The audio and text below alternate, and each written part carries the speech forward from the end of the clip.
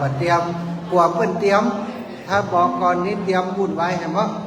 เดี๋ยวก่อนเนี้ยกินเนี้ยครบเนี่ยมันจะลำบากเขาก็มาฟังมาแค่ชั่วโมงอย่างเงี้ยมันจะอยู่ตัวอีแม่เขาได้ประเมินถ้าตั้งใจมาเมินก็ว่ากันนะ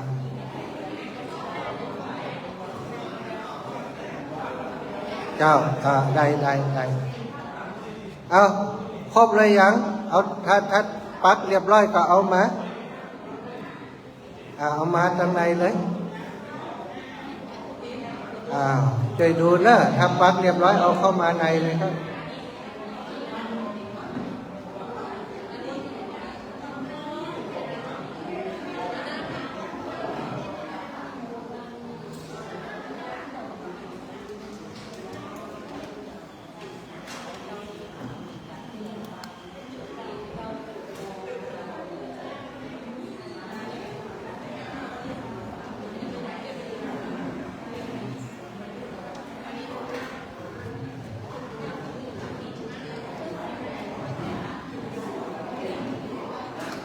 พยายามได้นิมเห็นนะก่อนที่จะประกอบพิธีทางศาสนาต่อไป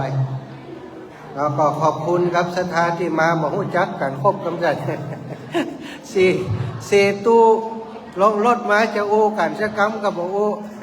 ตึ้มปากห่อตัวเจ้ากินข้าวติ๊กๆกับบอกตัวเจ้าไม่ได้กินกับเตือนกระไดตึ้มฟังกัน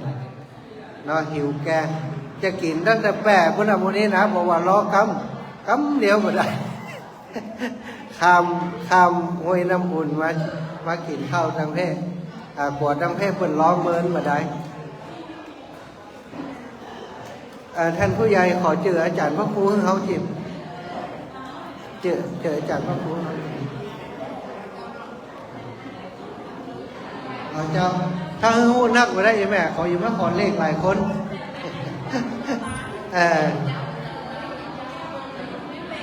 แหละอันนี้แหละหมู่เมืองน่านมีกี่คนโยกมาขึ้นไปแจ้เขาจำรับฟังจะครบนะแม่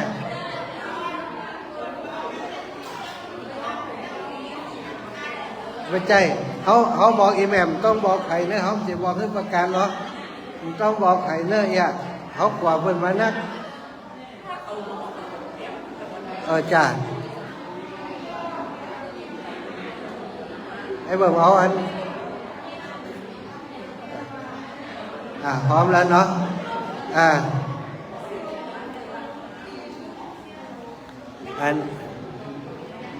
ไอ้เบิ่งไปจับกล้องกันนะครับ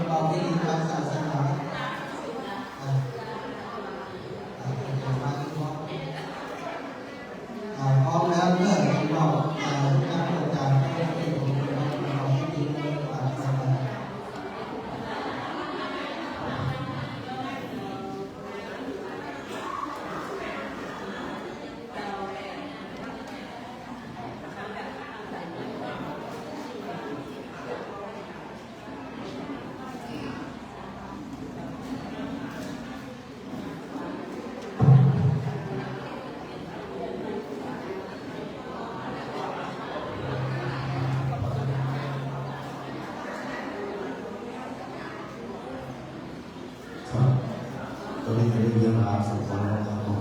จะทำพิธีถวายแด่สุราเสนาก็ขอกราบนมัสการท่านพระอาจารย์มหาสมชาติสาขาประโยชน์วัดพระพุทธทิศอำเภอเมืองจังหวัดลำปางพ่อพระตะวันสันติพรหมและพ่อพระญาติโยมรวมทั้งดีเจมา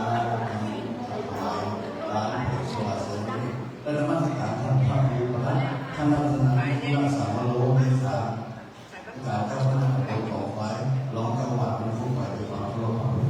นั้นแม่ก็ขอเป็นเดือนแม่บานเย็นกันทบในประธานคนสุริเวลาขึ้นเดือนบูชาพระรัตนตรัยก็รับเป็นเจ้าพระองค์แม่วันเย็นกันทบ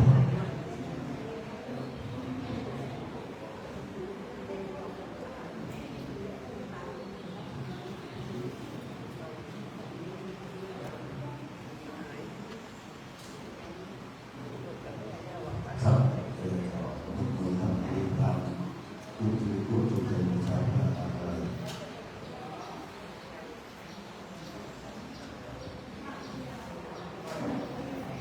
พ่อไม่เคยขาดเอาศีลนะครับในวันนี้ครับพ่อไม่เคยขาดเอาศีล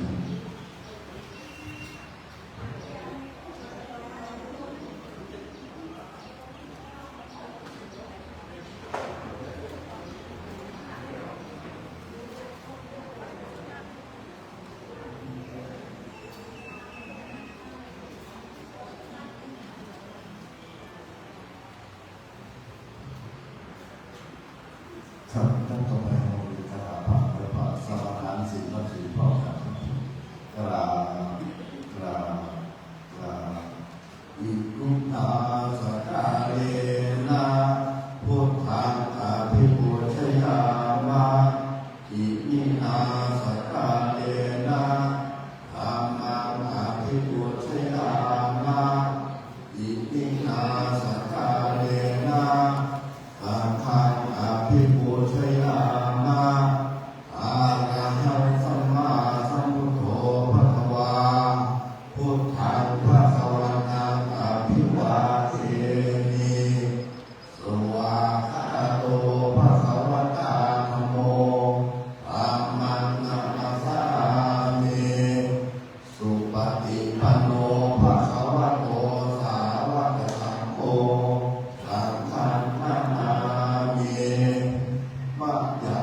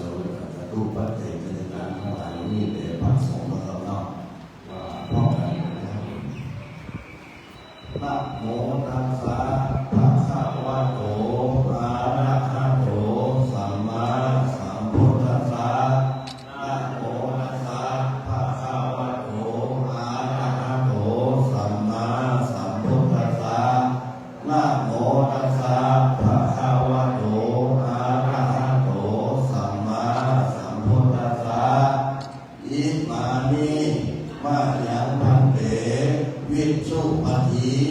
เปยยานิสัพพะริวารานิภิกขุสังฆัสสะโอโนชยามาสาธุโนพันเตภิกขุสังโฆอิมานิภิกษุปฏิเปยยานิสัพพะริวารานิปฏิคันหาตุอัมหากังทีฆาระกังนิกายะสุขายะข้าแต่พระสงฆ์ผู้เจริญข้าพระเจ้าทั้งหลายขอน้อมถวายแผงโซลาร์เซลล์พร้อมทั้งบริวารทั้งหลายเหล่านี้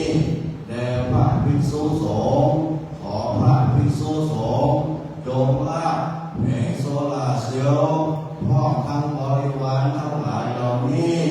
ของข้าพระเจ้าทั้งหลายเพื่อประโยชน์และความสุขความเจริญแก่ข้าพระเจ้าทั้งหลายตลอดกาลนานเถิดครับพระพุทธเจ้าได้ประเทศ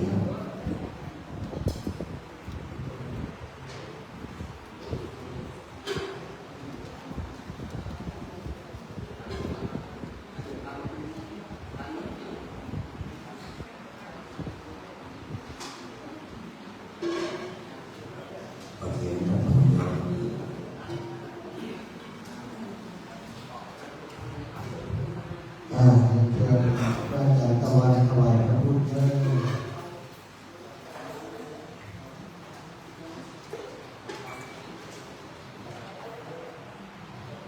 เชิญแม่หอมเขินลุยบันสันติภาพถวายประธานสงฆ์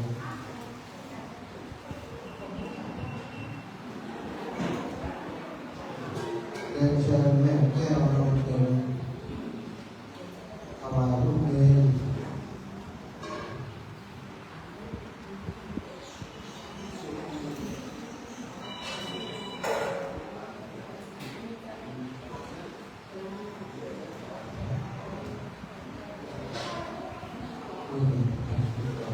เชิญแม่น้อยคำยินมุขถือมาเจ้าถวายลูกเนรรูปที่สอง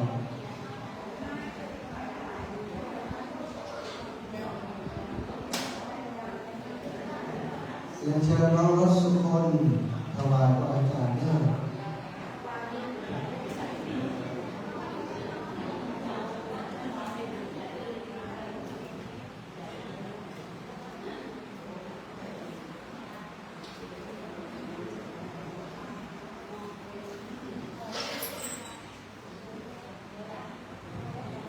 เรียบร้อยกับผู้บริหาร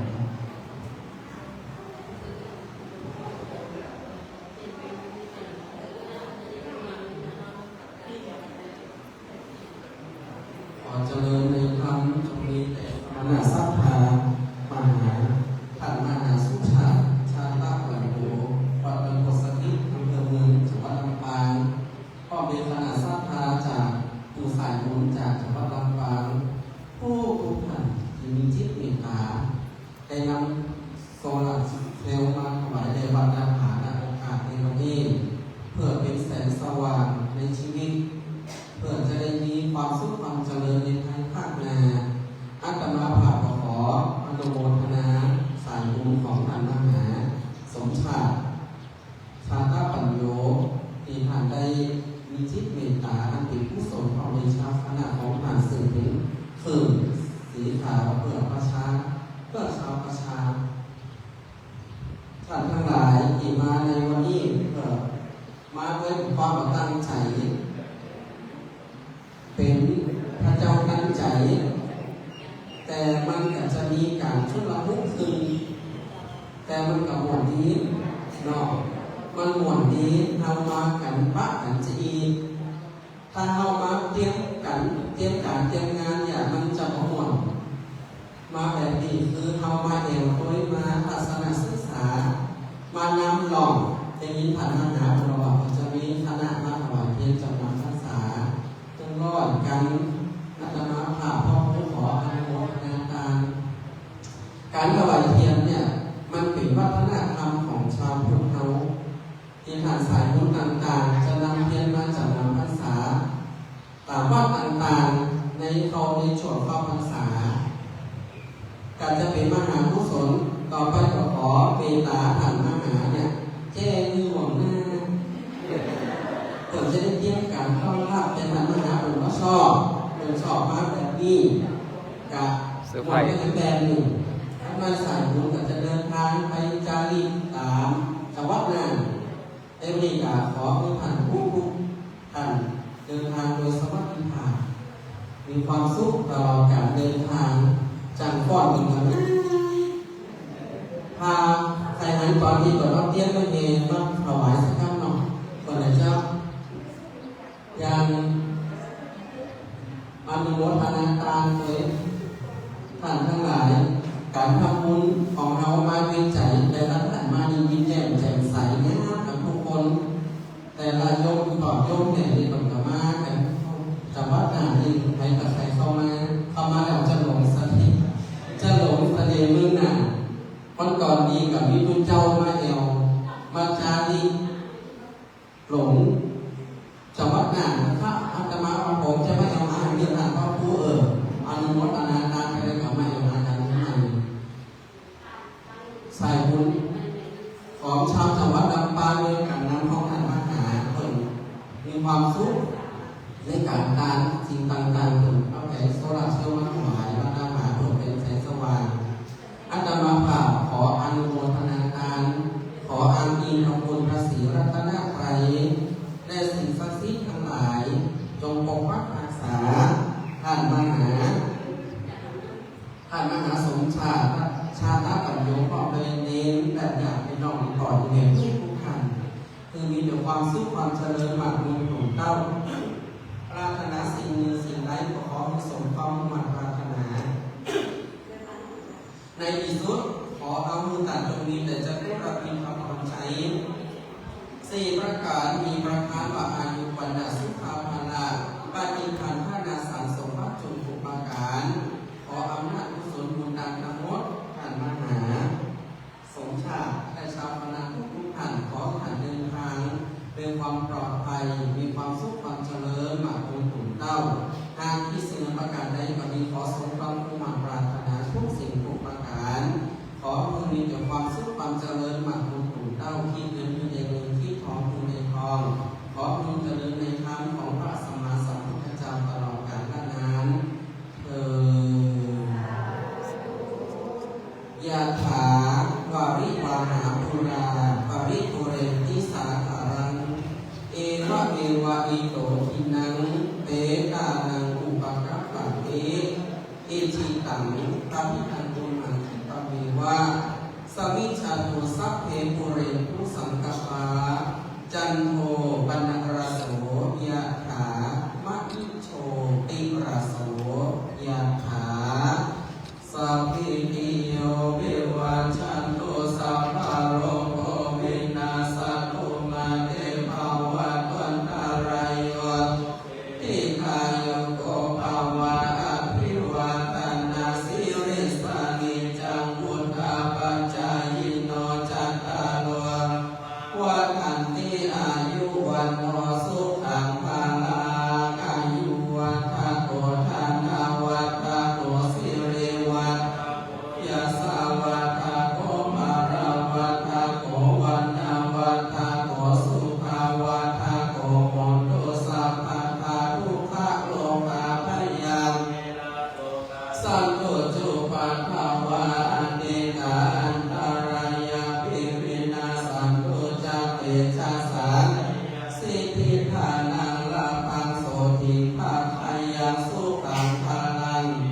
อายุจาวันโนจาโภปังอุทิจายาสาวาสัจจาวาสัจจาอายุจาชีวาสิทธิภาวันภวัตุสัพพะมังคารังรักขันตุสัพพะเทวตาสัพพะ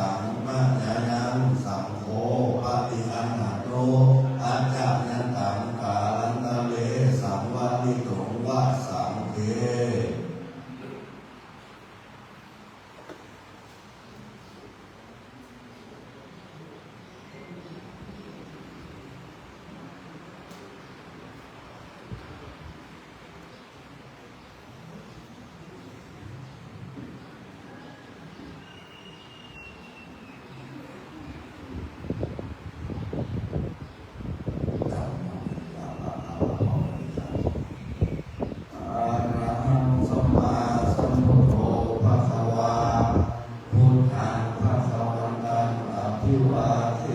มิสวากขาโตภะคะวะตาธัมโมธัมมังนัมมัสสามิสุปฏิปันโนภะคะวะโตสาวกสังโฆสังฆังนามามิทัฏฐามิมายังพันเตคัจฉามาปะมุขิกามะยัง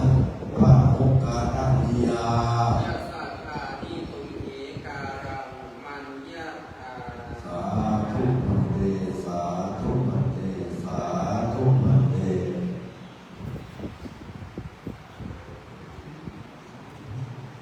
ก็ขอจากสวัสดีนักศึกษาจากวัดลำปางนะครับเนาะผมกำลังมีนามผู้นำหมู่บ้านนะครับก็ขอขอบพระคุณท่านพระมหาและก็คณะชาววัดลำปางทุกท่านนะครับที่นำแสงสว่างมาให้กับบ้านหาเราสว่างนี้ตรงนี้หลวงพ่อจากเชียงใหม่นะครับเป็นเราก็ดูมาถวายวัดลำปางนี้เหมือนกันนะครับเนาะถ้าเราวัดลำปางนี้แล้วมาจะหลงเสน่ห์วัดลำปางได้นะครับเราจะอาจจะมาเราไปได้นะครับจะได้ก็ขอพระคุณเป็นอย่างสูงครับที่นำแสงสว่างนี้ขอทำนักศึกษาในพระมหาวิทยาลัยขอบครับเวลาเดินทางครับขอคุณเดินทางครับโดยสวัสดิภาพครับขอไป